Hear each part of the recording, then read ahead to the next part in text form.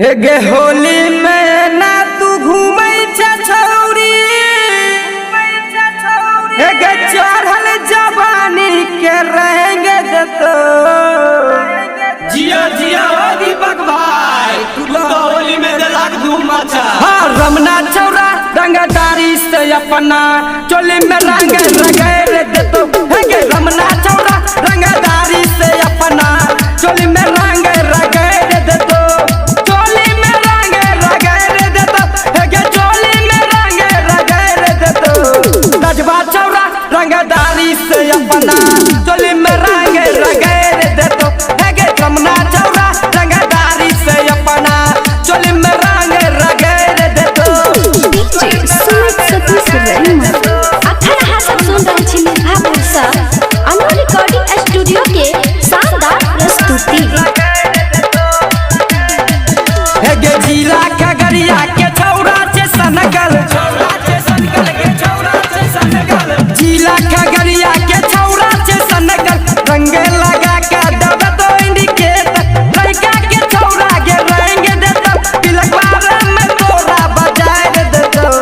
रजवा छौरा रंगदारी से अपना चोली में रंग रगड़ देतो। हे गे रमना छौरा रंगदारी से अपना चोली में रंग रगड़ देतो। सुमित सतीश रैना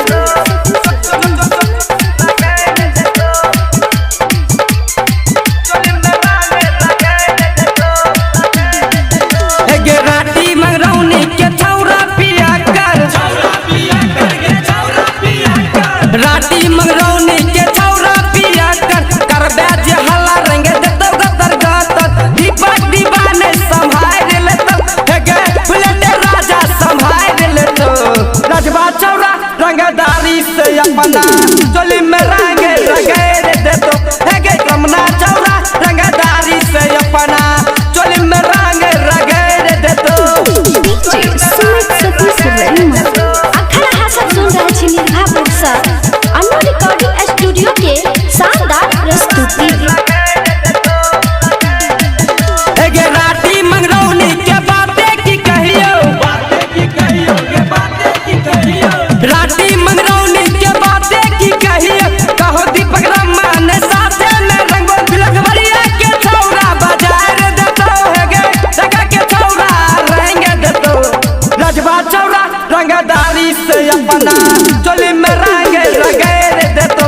हे गे रमना छौरा रंगदारी से अपना चोली में रंग रगड़ देतो। हे गे बजर बजर के रंग लगेबो।